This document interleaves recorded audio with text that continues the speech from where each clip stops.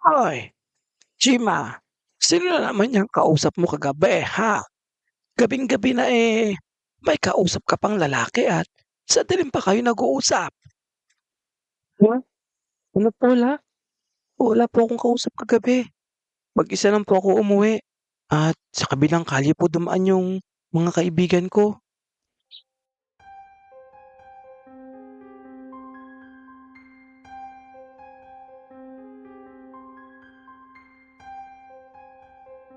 Magandang araw sa inyo mga katribo. Bago ko simulan ang ating kwento sa araw na ito, ay huwag po nating kalimutang mag-subscribe, like and share upang mas marami pang maabot ng ating mga kwento.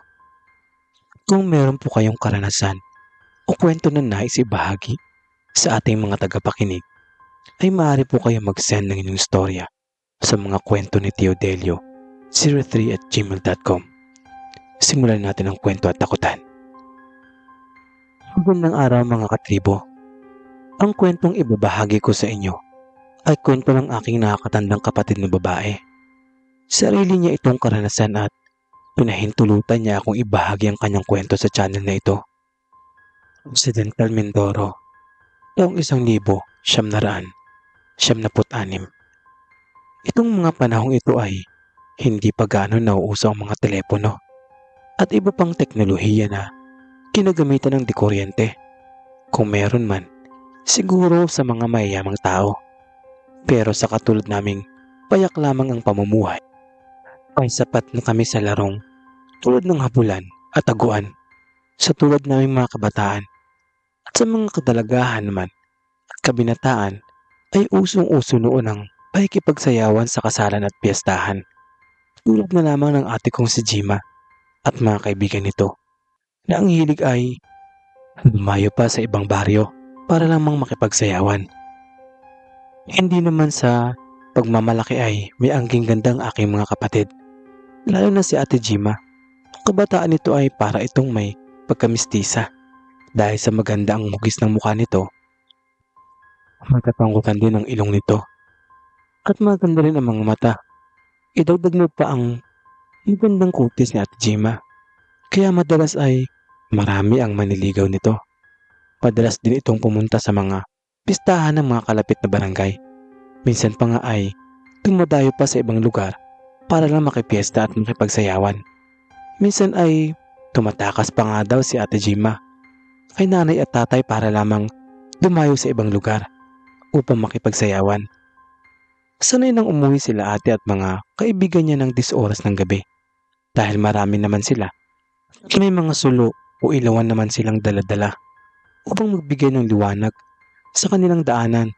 Dahil ng mga panahong iyan ay mabibilang mo pa lamang sa aming baryo ang mga tahanan na mayroong elektrisidad. Jima, napapadalas ata ang paglabas ninyo ng gabi ng iyong mga kaibigan na. Hindi ba nauubos yung piestahan na pinagpupuntahan ninyo? Kaya nga, Gina. Sino na naman ang kausap mo kagabi, ha? Nagising nga ako at sabi ko ay parang may narinig akong nag-uusap sa labas ng bahay. 10 oras na ng gabi pagsilip ko ikaw lang pala. At parang meron kang kinakausap. Di ko naman makita at matilim sa iyong kinaroonan. Ano? Ano la? Wala akong kausap kagabi at mag-isa lamang po akong umuwi. Dahil yung mga kaibigan ko nagsiuwian na din sa kanilang mga bahay at iniwan nga nila ako. Doon sila dumaan sa kabilang kalye. Nagmamandali nga akong umuwi kagabi dahil parang may sumusunod sa akin. Kaya ang ginawa ko tumakbo na lang ako ng mabilis para kung sakaling meron man hindi niya ako mabutan at andito na ako sa loob ng ating bakuran. Siya nga Gina, nababalita pa naman na may mga nagkakagustong nilalang sa mga kadalagahan na gabi ng umuwi. Biro naman ni tatay. Hindi naman po, Nay. Tay, tsaka nagkataon na naman po yun na magkakasunod po ang piyestahan sa kabilang baryo. Kaya, hayun, nagkayayaan kami ng mga kaibigan na pumunta. Hayaan nyo po, sa susunod hindi ho kami papagabi ng uwi. At magkasama pa po kami ng mas marami naming kaibigan. O siya, basta lagi kayo mag-iingat ha. At delikadong panahon ngayon anak, lalo na't gabi na kayo umaalis at minsan ay 10 oras na ng gabi kayo makakauwi ng mga kaibigan mo. Opo nay, huwag po kayo mag-alala at marami naman kaming mga kasama sa pag-uwi. Hindi talaga mapirmi sila ate sa bahay, lalo na't may mga piyestahan. Minsan ay sinasama niya pang isa naming kapatid. Minsan kahit pahirapan pa ang pagpapaalam kina nanay at tatay ay hindi rin naman napipigilan at pumapayag na lang ang mga ito. Basta laging paalala nito ay ang laging mag-iingat. Nang isang gabi ay nagkayayaan na naman silang magkaibigan na mamiyesta sa kabilang baryo at mayroon daw pasayaw para sa mga kadalagahan at kabinataan.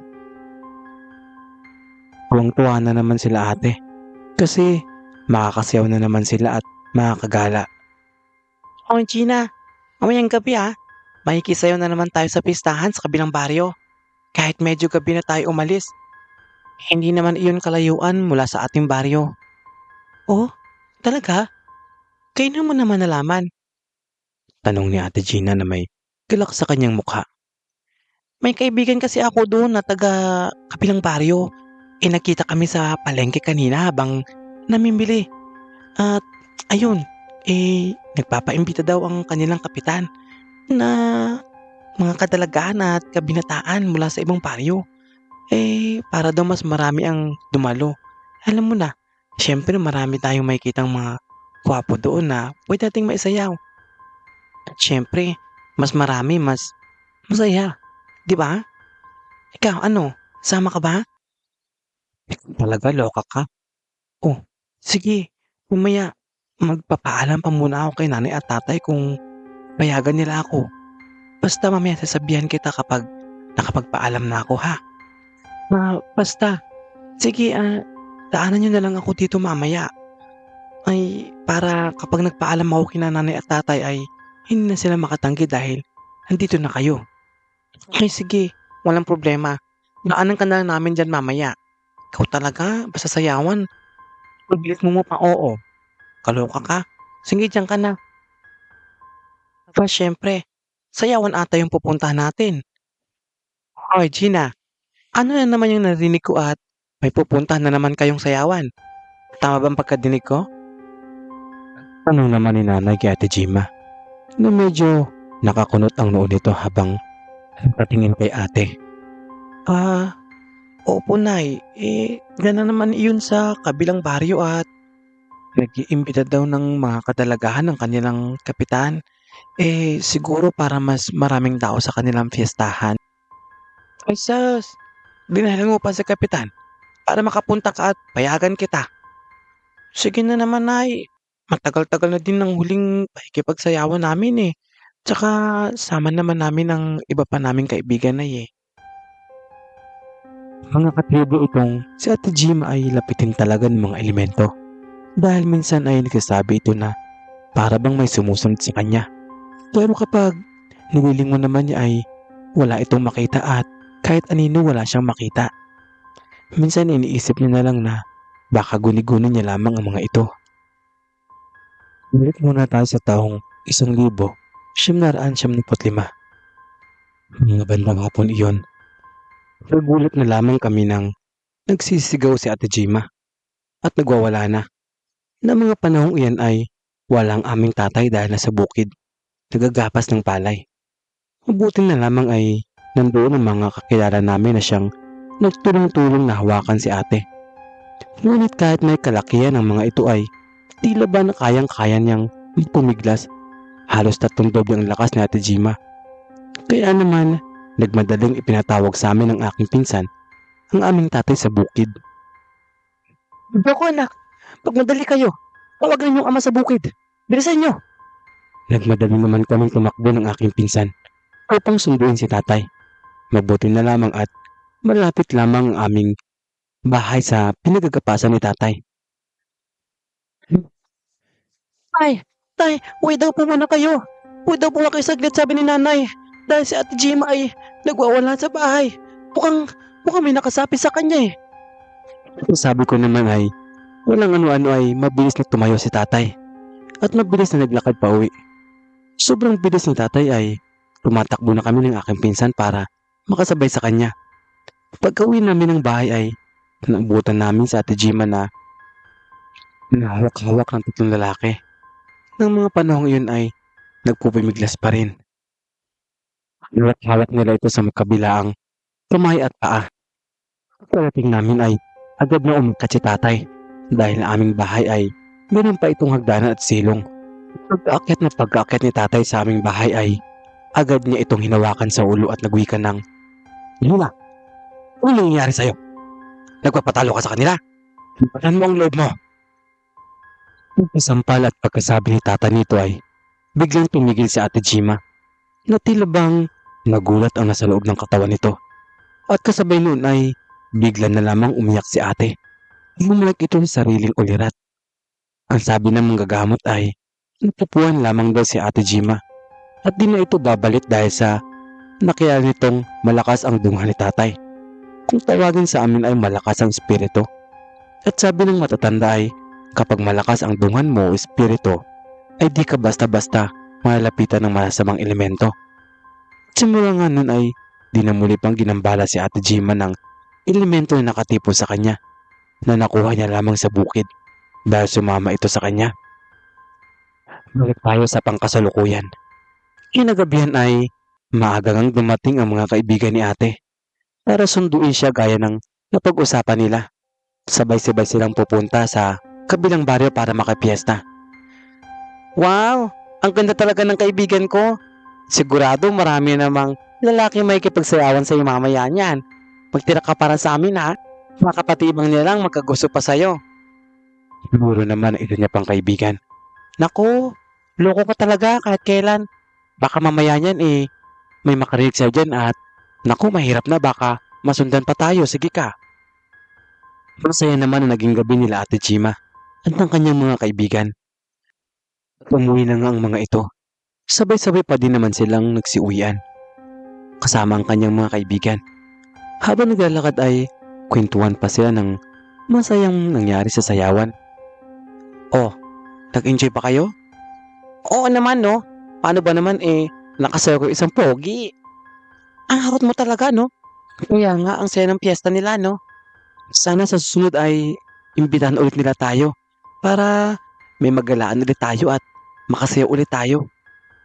Kaya nga, ang harot mo talagang babaita ka. O siya, huwag na kayo masyadong mag-ingat. Gabi na, baka makaistorbo tayo ng ibang tao. Ibang tao ba o ibang nilalang? Hehe. Shh! Tumahimik ka nga dyan. Natatakot na nga ako eh. Bilisan ninyo at makauwi na tayo kaagad. Mukhang kakaibang simoy ng hangin ngayon. Tahimik na naglalakad sila Ate Gima at kanyang mga kaibigan dahil natatakot na din sila sapagkat kahit meron silang mga dalang ilawan ay kakaiba pa din ang dala ng kilabot ng mga gabing iyon. Idagdag mo pa ang mga tunog ng mga iba't ibang uri ng hayop at insekto sa paligid. Oh, paano Gima? Dito na kami dadaan na para mas malapit sa amin. Mag-ingat ka, bilisan mo na lang maglakad. Isang diretso ka lang din naman at bahay nyo na. O siya, sige. Ingat kayo ha, salamat. Habang naglalakad si Ate Gima ay nagmamadali ito habang nagdarasal sa kanyang isipan. Hindi pa siya nangangalahati patungo sa aming tahanan ay nang makarinig siya ng tila bang may nagsisit-sit sa kanya. Kung pa ba mabuti ni Ate Gima kung talagang may nagsisit-sit sa kanya. Kinakabahan man ay naglakas loob siyang lingunin ito at baka sinundan siya ng mga pilyo niyang kaibigan at ibig nitong takutin siya. Ngunit nang lingunin ni Ate Gima ang mga kaibigan ay ganun na lamang ang kanyang hilakbot nang makita niyang isang nilang na nakatayo sa kanyang likuran. Akala niya pa noong una ay tao ito dahil ang nakikita niya pa lamang ay ang katawan nito na natatamaan ng liwanag ng buwan. Ngunit nang itaas niya ang kanyang paningin ay unti-unti nag-iibang hugis nito sa itaas nitong bahagi. Ganun na lamang ang kanyang pagkagitla dahil ang pang-itaas ng nilalang na nasa kanyang harapan ay isang kabayo o tikbalang na nakangisi pa ito sa kanya. Hindi kaagad nakagalaw si Ate Gima sa kanyang kinatatayuan. Ngunit nang may masmasan siya, ay agad na itong nagtatakbo pa uwi ng bahay. Nasabi niya ay sumisigaw siya ngunit wala namang boses na lumalabas. Agad siyang nakapasok sa bahay dahil hindi naman mahirap buksan ang aming pintuan dahil nakausting pako lang ang kandado nito. Sinurilit niyan sa kandadong pako nung unang araw. Anyway, agad siyang nagtalokbong ng kumot at di na inisip ang mga nangyari upang di na madagdagan ang kanyang takot. Kinabukasan ay agad na nagkwento si Ate Jima kina nanay at tatay. Ay, alam mo ba kagabi? Ay sinundan ako ng tikbalang. Akala ko ay niloloko lang ako ng mga kaibigan ko dahil may sumisitsit ngunit paglingon ko, isa itong tikbalang. Grabe ang takot ko kagabi.